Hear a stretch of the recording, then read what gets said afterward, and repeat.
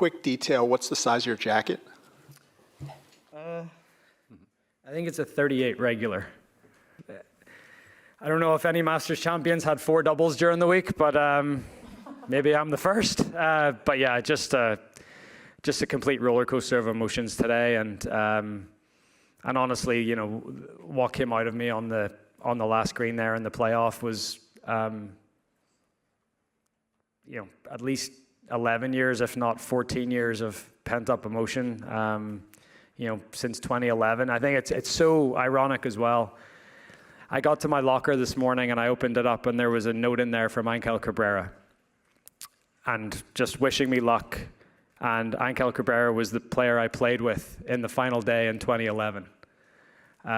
So just it was a nice touch and a little bit ironic at the same time. And it's been 14 long years, but thankfully I got the job done. Rory, a couple more shots. Back to 7, it looked like after that shot, your body language really changed. You even, I think, tipped your cap maybe to Bryson or somebody over there. Dottie. Dottie. Yeah. So that shot, and then also the shot on 15 today, even though you didn't make the eagle putt, it looked like a huge draw. Can you just take us through kind of the dynamics of both shots, because they're kind of iconic, I think, today? Yeah. So 7, you know, I had problems all week with the 7th, 14th, and 17th tee shots, all going that direction for some reason. I just struggled seeing tee shots. And when I hit it left, you know, I knew where the pin is, or I knew where the pin was, so I knew that the front bunker wasn't bad. I could have chased it up into the front bunker, but I saw a gap and I was like, well, I could actually get this on the green. And if it gets in that little bowl, it could go close. So it was actually a very similar shot to the shot I played yesterday on 7 from the right trees. Just opened up a 9-iron and hit it as hard as I could. So, but to be able to pull it off was pretty cool, even though I didn't hold that putt either.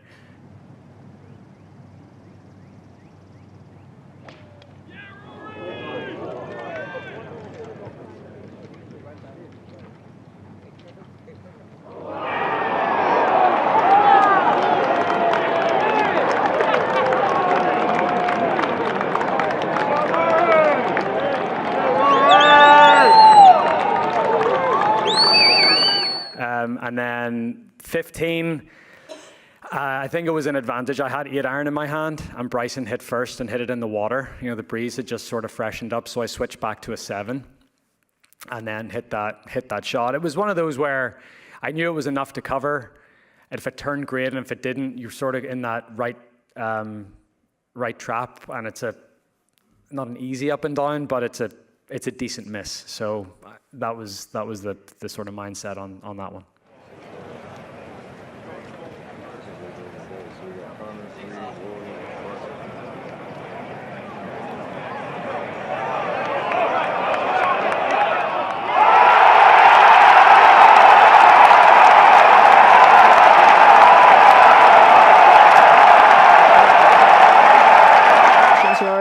No extraordinary achievement comes easy, right? So can you describe how hard you've worked for this and how you've managed to keep the faith?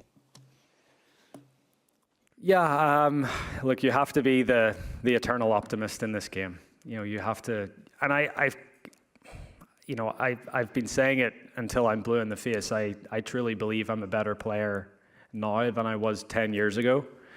And you know, I just, you know, it's so hard to stay patient. It's so hard to keep coming back every year and trying your best and not being able to get it done. And, you know, there was points on the back 9 today. I thought, you know, have I let this slip again?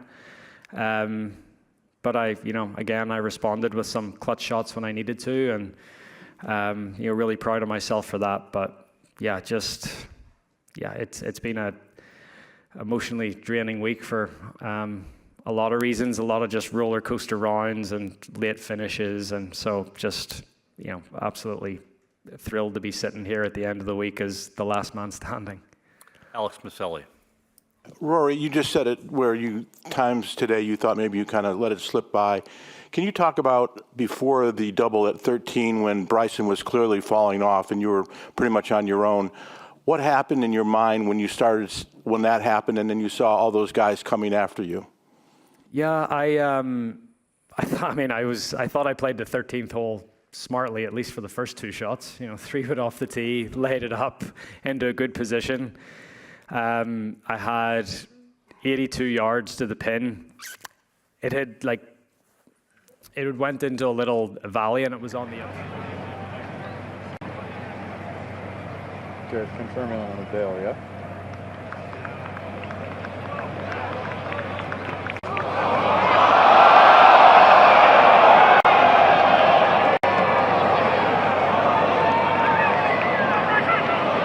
On the upslope.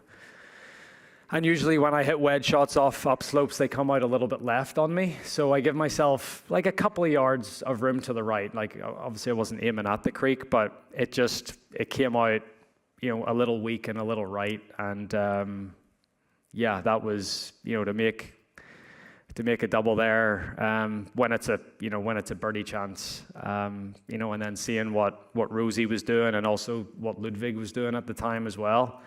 But at the same time, I knew I had 15 to play. The bogey didn't help on 14 either, but I still felt like, after the tee shot on 15 that I was still in it. I think the one hole that I was not worried about, but it was sort of in the back of my mind was 16 because that was an unusual Sunday pin on 16. Probably for the 50th anniversary of Jack Hole, on 75. So that was the one it's a very difficult hole location and to hit the shot that I did. I think the iron shots that I hit coming in, 15, 16, 17, not quite at the last in regulation, but in the playoff, I made a lot of good iron swings and, I think over the last, I don't know how many years, it seems that the people that lead approach at this golf tournament are the ones that usually go on to win or have a very good chance. And, I think my approach play for the most part this week was very good. And, that showed on the last few holes. John. Rory, if you could. Chris. Rory, just curious what you think the best shot you hit today was and why you feel that way. The best shot I hit today was, it could be the second on 7, but I think one of the most important ones for me was the second shot on 3.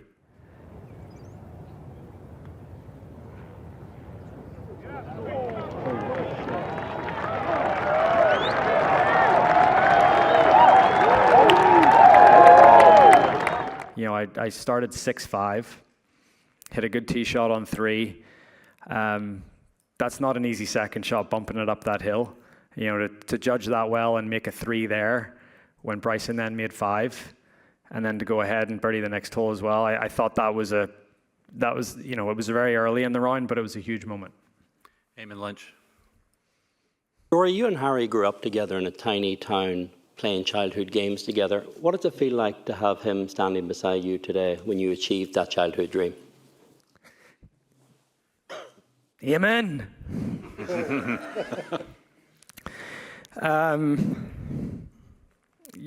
I've known Harry since I was 7 years old. I met him on the putting green at Hollywood Golf Club. We've had so many good times together. He's been like a big brother to me the whole way through my life. And to be able to share this with him after all the close calls that we've had, all the crap that he's had to take from people that don't know anything about the game. This one is, just as much his as it is mine. He's a massive part of what I do, and I couldn't think of anyone better to share it with than him. If you could go back in time and see yourself here on Sunday night in 2011, what would you see and what would you say?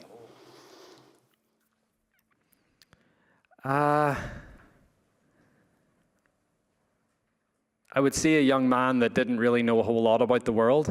I would, yeah, I'd say I probably would see a young man with a lot of learning to do and a lot of growing up to do, and